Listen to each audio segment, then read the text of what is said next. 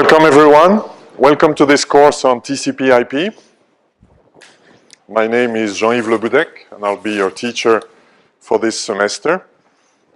Let me start by introducing the team of teaching assistants. This is a hands-on course with labs. The labs are very important, so they require a lot of work, and we have a dedicated team of people who are helping you with that. The lead TA is Sergio Barreto, and he will be assisted by Eleni Stai, Maaz Mashoud, Roman Rudnik, Wajeb Saab, and Tsong Wang. So you will learn to know each of us in the course of this semester.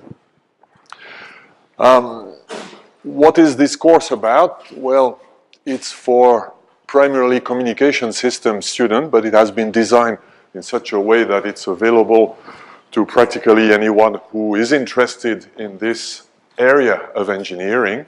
You need a background in programming in the sense that you need to be familiar with what it means to work with a computer, other than sending a mail or watching a video, which I guess is true for anybody at EPFL. So this course is for everyone in some sense. We will practice with computers in a virtual environment, and we will ask you to learn some basic tools and ways of operating from a Linux command shell. It's not very sophisticated. Those of you who know Linux already will recognize that this is only beginner's level, but that's the minimum level that is required to operate the kind of functions that we will exercise. You don't need to have prerequisite exposure to that. We will lead you, if necessary, to all the steps. One of the challenges in such a course is depth versus breadth.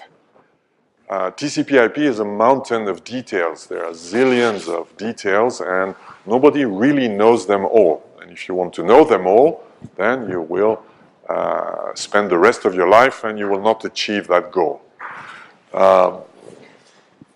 So there are different ways of preparing such a course. You can do a hands-on course, like you do if you want, for example, to become a Cisco certified engineer. You will need to spend extensive amount of time on doing a number of things and being able to do them autonomously and very quickly. And for this, you would need to know a large number of details of many things. And that's one viewpoint at one end of the spectrum, which is justified by some jobs, but not necessarily for everyone. Another viewpoint, which is more academic, more intellectual, is to say, well, after all I need to know is get the major ideas, get the science that's behind it, and if I know that, for the details I will see.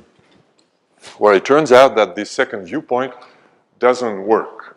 It doesn't work because this is not a science like linear algebra, where once you know the theory, the main theorems and the main algorithms, you're up to speed and you can use MATLAB or whatever to go with it. Here, this is really an emerging set of things that come from experience.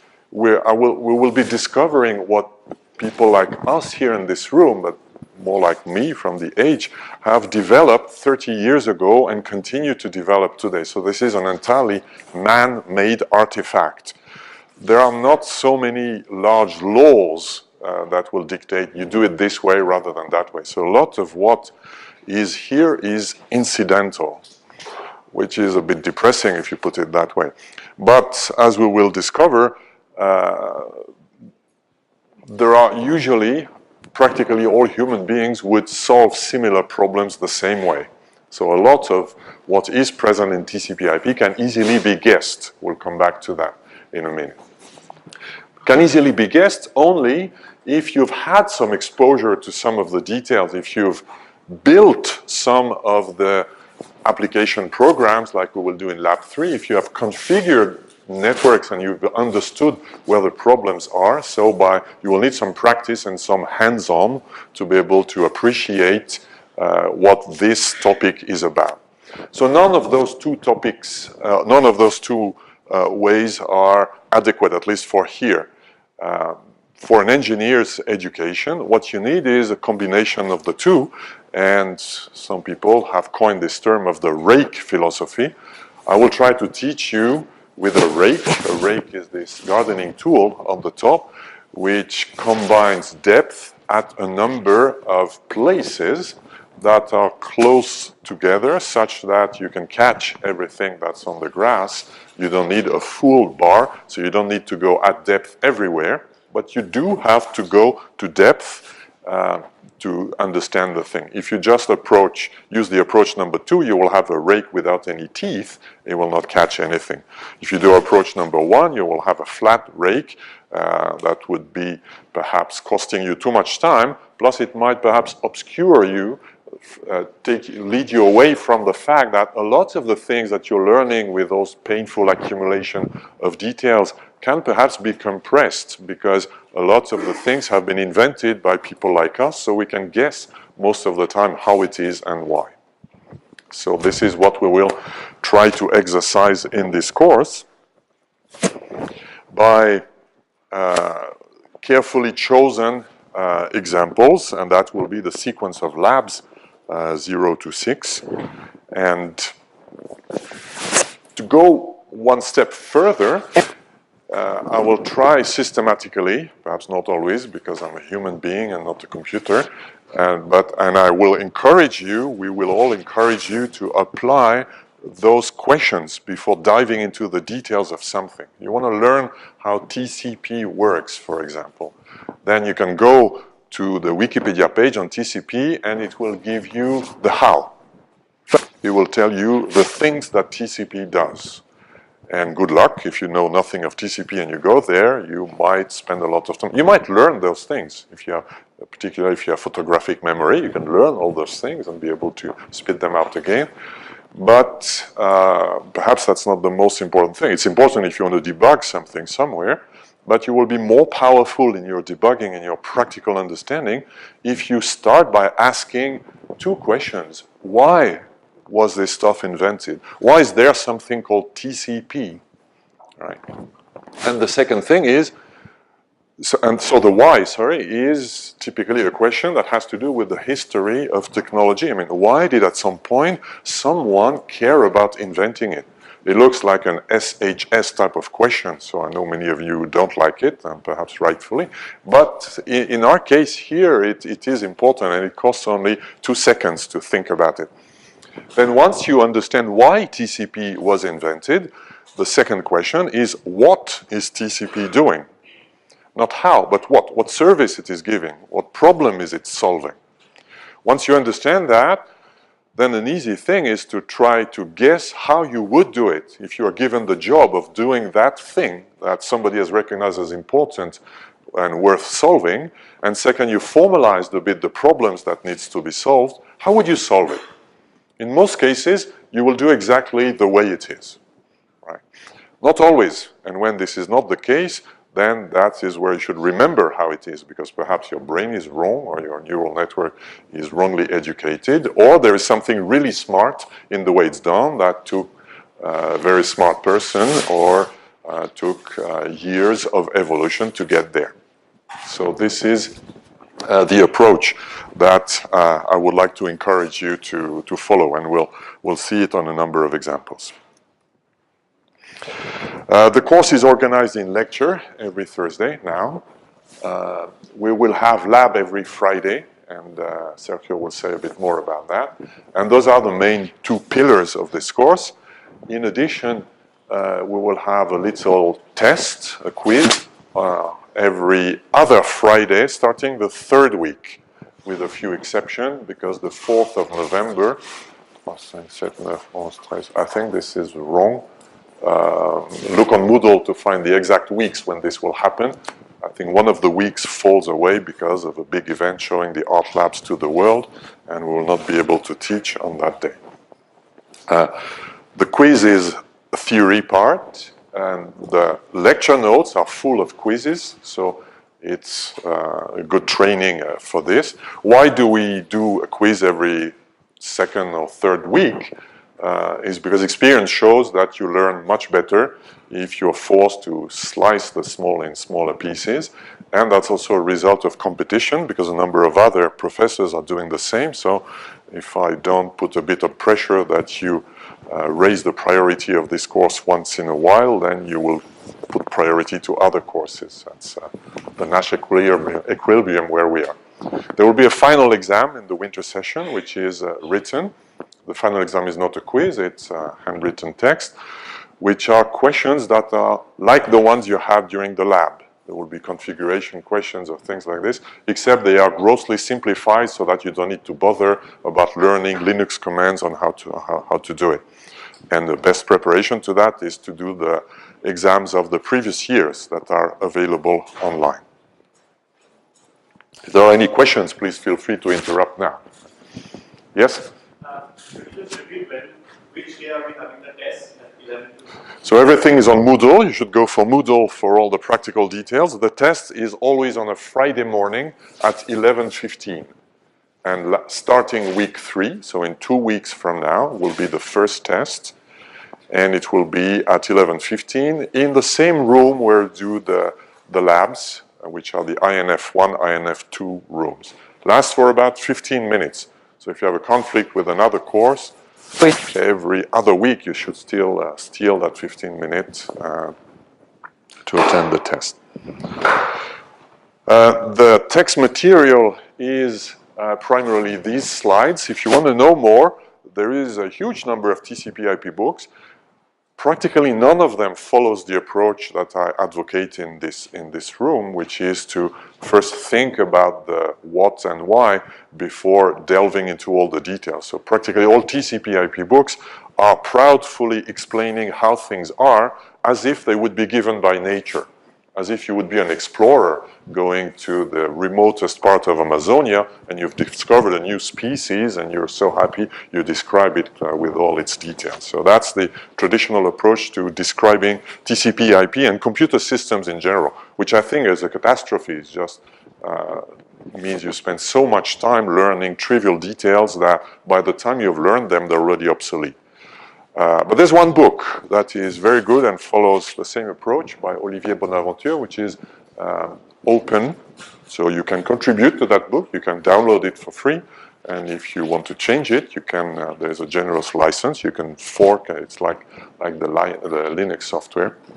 So I will give references to that if you want to know more stuff. Of course, once you understand some of the basics and you want to get more details, I was spitting on TCP and Wikipedia, but don't misunderstand me. I mean, Wikipedia is a very, very good source of information for many things, and practically all pages on TCP IP are correct. So you can go safely there and learn the thing. It's just that if you go there and have no background, most of the time it's completely cryptic and you don't understand why they do all that stuff. Go to Moodle. Enrollment should be automatic. You should be automatically enrolled into our Moodle system if you took the enrollment of the course in the Service Academic. If that doesn't happen, please contact one of us. And on Moodle, of course, you have all the documents. About the labs, I will give the floor to Sergio, who will say a few words. The floor and the mic.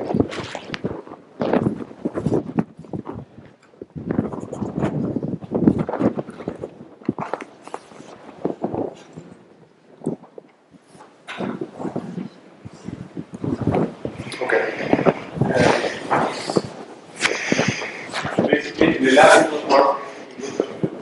So from this moment, try to find your teammate.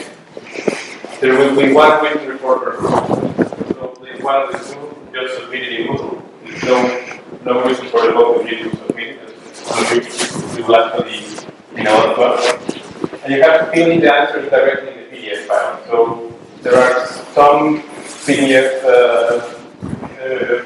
programs that do not actually support HTML effectively, so please use Adobe Reader or something like that. And if you have questions about whether or not it's going to use, come to me and we could actually test your PDF viewer. Okay? And then you have to upload it on Google deadline. deadline. And basically the deadline is the Wednesday before the lecture at midnight or at 11:55, which is the hour that you need to move. So up to that time you can actually upload it whenever you want. And basically some labs require IPv6 access. So this IPv6 access is not available yet on email network, but it is available in free Wi-Fi repair.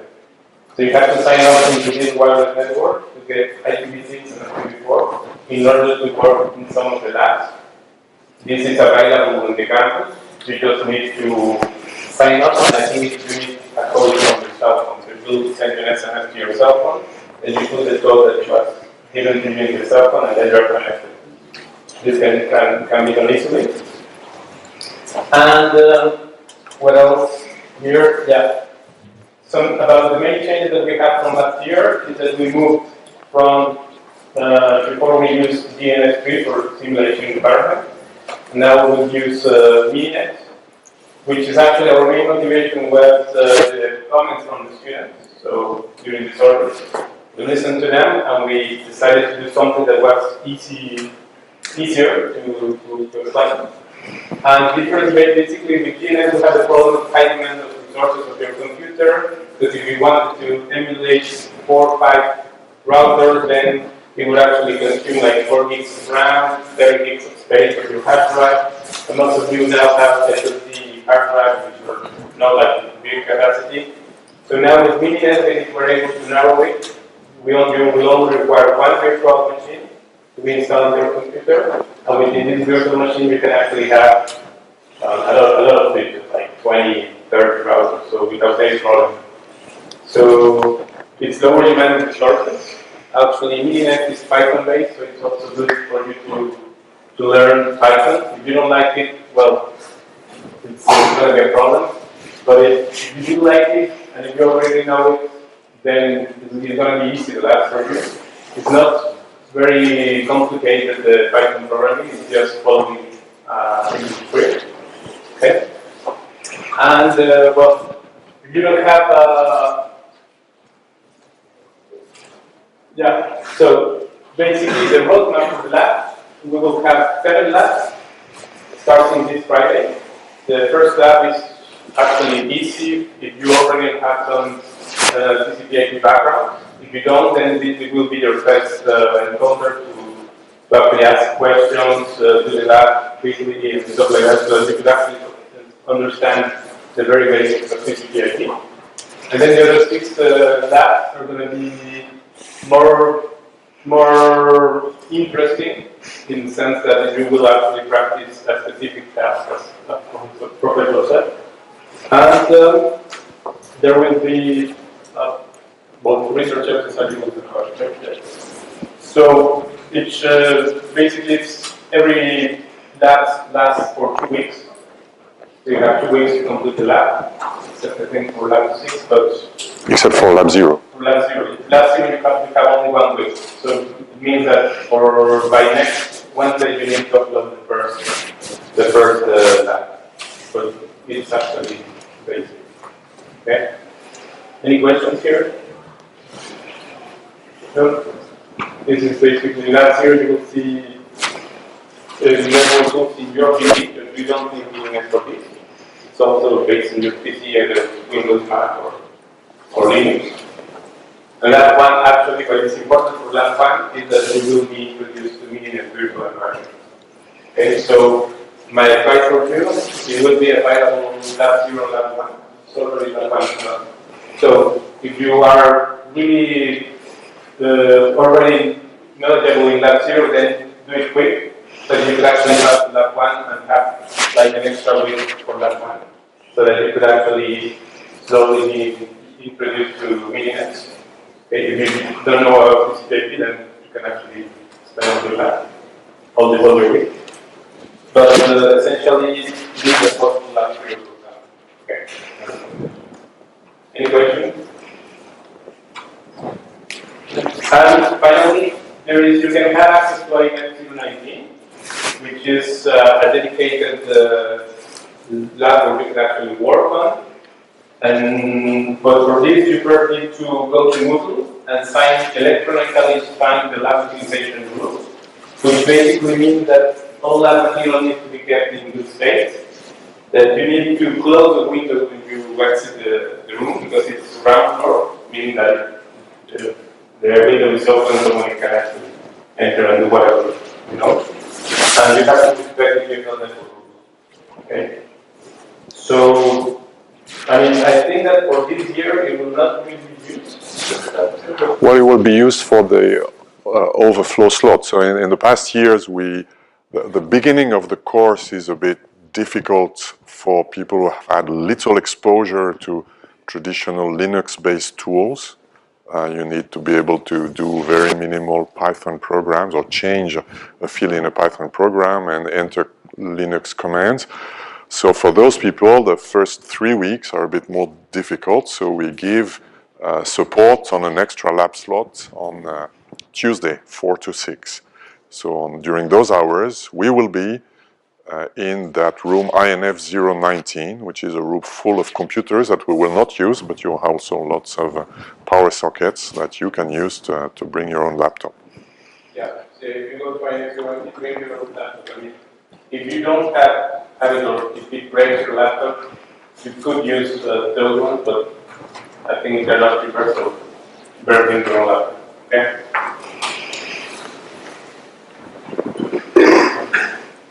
Basically, we're here to help. So any question, just please ask.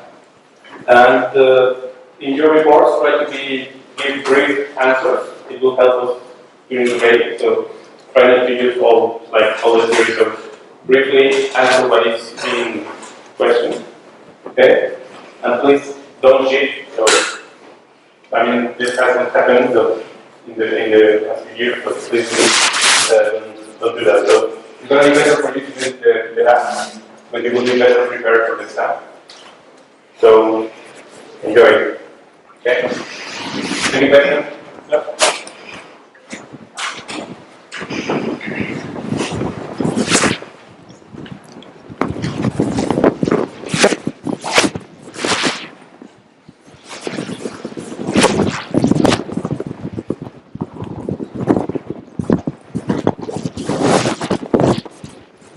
Thank you, Sergio.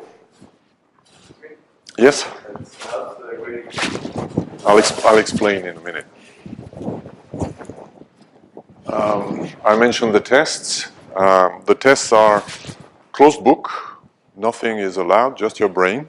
Of course, the question will not ask stupid questions like what is in the 25th bit of the header of whatever protocol. So the test is designed such that you don't need to have documents. The exam will also be closed book, no document used. It's based on past experience. When I was a young professor many, many years ago, I believe it's stupid to ask people to come without document because I would think I would never do that. But experience shows that open book exams, the performance was very bad. When we had 30% failure rate at the beginning of the exam, when it was open book, and by the day it claims closed book, we have quasi 0% failure rate. Right? And the exams were the same. It's just, I think, student psychology. If it's open book, you simply don't learn the stuff, right? Because again, it's not like maths. Each of the individual elements are fairly obvious and simple. The problem is their multiplicity. It's typical of computer science. You have a zillion of small things. How do they fit together? You start having the need of some abstraction of how they fit together. But those abstractions are more descriptive. They are not like based on the mathematical theory. So that may give the illusion that it's easy, I don't need to worry about it. But that's really an illusion. It doesn't work, as experience has shown. In the past, we used clickers to bring some interactivity in the class. Now, we don't use clicker anymore because there is a better application, which is this one, Speak Up here. So once in a while, I will show a questionnaire like this one. I will ask a question. It will be technical, not like this one. This is just to get the thing bootstrapped. I will ask a question and I will ask you to think about it and give the answers. Talk to your neighbors if you don't know. Everything is allowed until you feel comfortable giving an answer. And I get here the integral of all your answers. So here I'm asking you whether questions about your background. Right?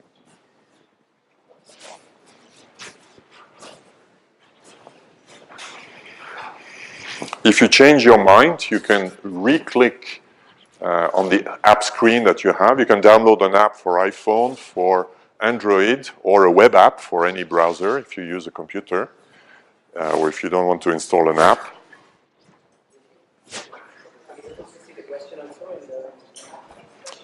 Yes, you're supposed to see the question, and you don't see it? Yes, that's all we see. So you will not see the complete question because I have to manually type in the question, and I'm lazy. So I just type the beginning of the question here.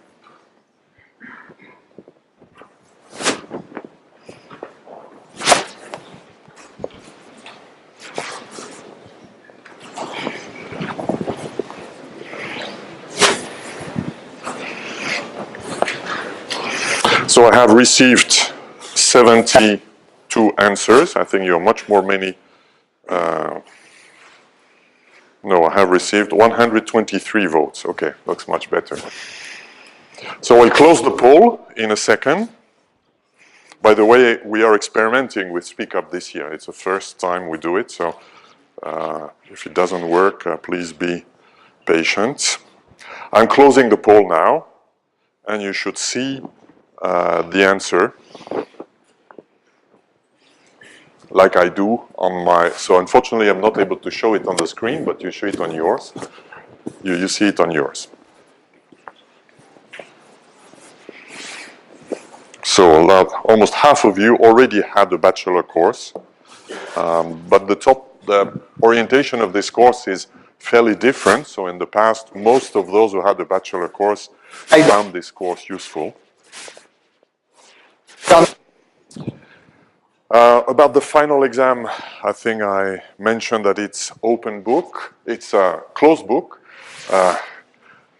It's closed book. You will have no document except one document, which we call the exam booklet, that contains it's more for a psychological purpose to make you feel comfortable about the things. You don't need to learn by heart. So the exam booklet should be on Moodle already. So if you have a question, a doubt, you can see the document that you will be allowed to have at the final exam. We will also give an opportunity for an optional research exercise. This was based on some demand by some of the former students. The idea is it's optional. It means you do it only if you really love that stuff here. If you do it because you're interested, but you have other priorities in life, which I can very well understand, you don't spend that time here, or if you don't have the time because other courses or other things you do require more time, don't do it. The idea is to exercise what I call the differential encoding method. The differential encoding method is differential encoding. Perhaps some of you have seen that in coding theory.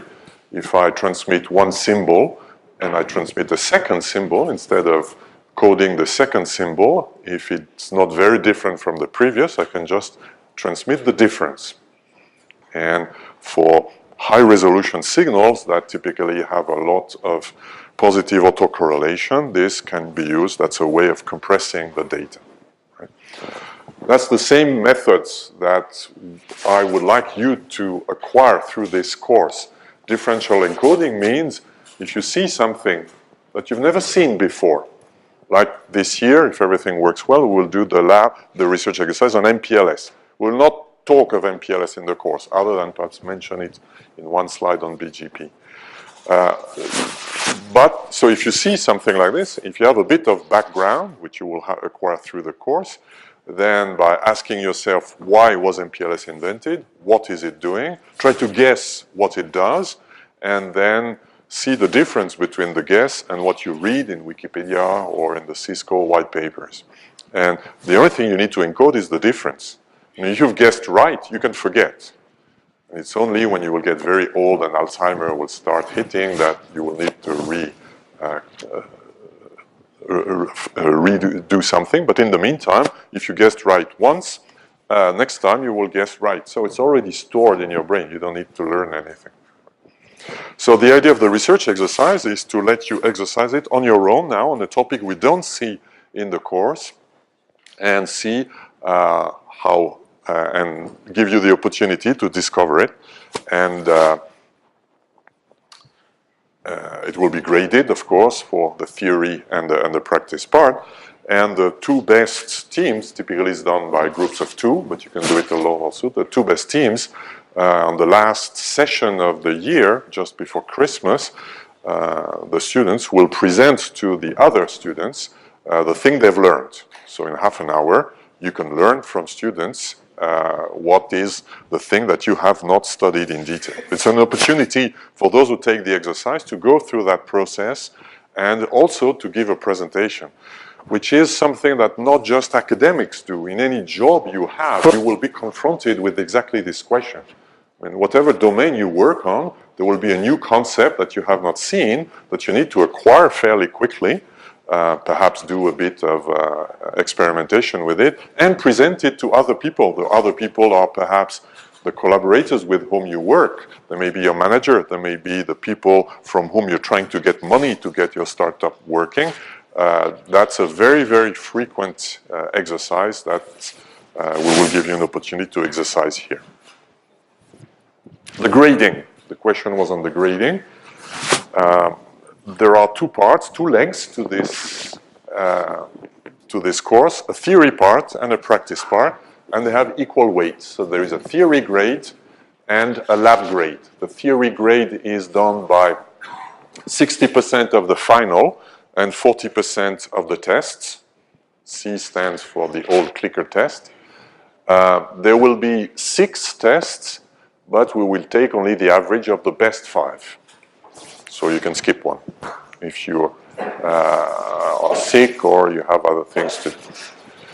The lab grade, similarly, is the average of all labs with a weight of 1/2 for the first lab, which is smaller. And the research exercise can come as a bonus. The research exercise will come with an essay. You need to write what you've learned and experiment it in a few pages. We will also ask you to do a special research exercise quiz. And this grade that you have at this quiz can serve as bonus to the theory grade. And the practical part you will have done will serve also as a bonus for the lab grade. So you will have those two parts. And the final grade is the mean of the two with equal weights. But the harmonic mean. So the harmonic mean is a bit a vicious thing. It is simply, you may remember from seeing that in younger years, the harmonic mean is the inverse of the mean of the inverses. So why do we do that? Well, because it's a mean that automatically penalizes very bad grade somewhere. So you cannot compensate knowing nothing of the theory by having an excellent grade at the lab. Why do we do that? Well, because we are like you. We know that if you're stuck at the lab, you will find a way to become unstuck. That might not be just by spending all the times that you would have spent if you would be learning on your own. So the lab grades are typically good. Where do we see whether you really took the lab seriously or not is at the exam, right? So because the exam the labs will train you for the exam. So the exam is under conditions that are controlled, but to avoid that you can bypass the need to work, we take the harmonic mean. If you're curious about the harmonic mean, go to the website. I think something is wrong here. I said round it to the nearest half integer. It is not true this year. It is the nearest quarter integer here. So new this year, the grades can be 0.5, 0.75, etc. Are there questions on this?